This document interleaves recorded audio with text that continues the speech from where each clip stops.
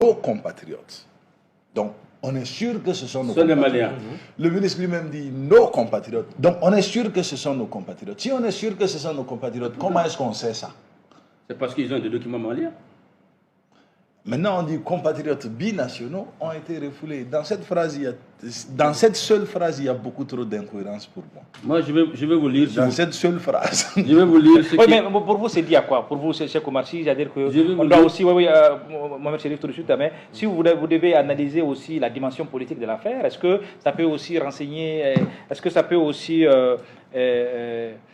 expliquer, cette situation peut expliquer un peu les relations tendues, hein, et puis Badou parle du mode diplomatique entre oui.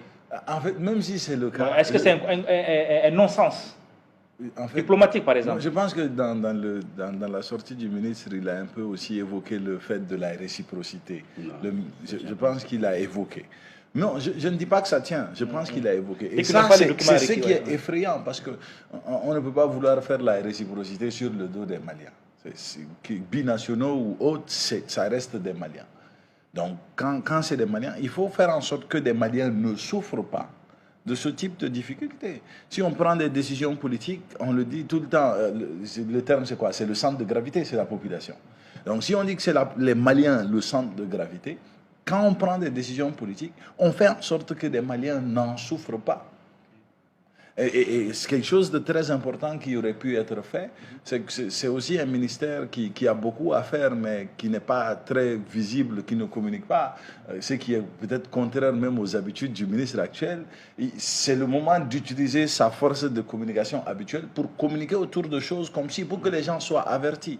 Mais moi, je sais, pour avoir pris l'avion de multiples fois, quel que soit où tu vas, on vérifie si tu as un document qui te permet d'entrer là où tu vas. Genre, tu ne rentres pas dans l'avion pour aller... C'est pas comme si quelqu'un qui a pris un taxi, quoi. Les gens sont allés à l'aéroport et ils ont dû présenter des documents pour dire « je vais au Mali ».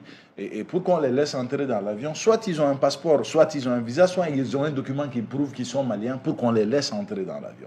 Si on les a laissés rentrer dans l'avion parce qu'ils ont un document prouvant cela et qu'ils arrivent chez eux, s'il y a une difficulté, on gère la difficulté sur place. Moi, on ne les refoule pas.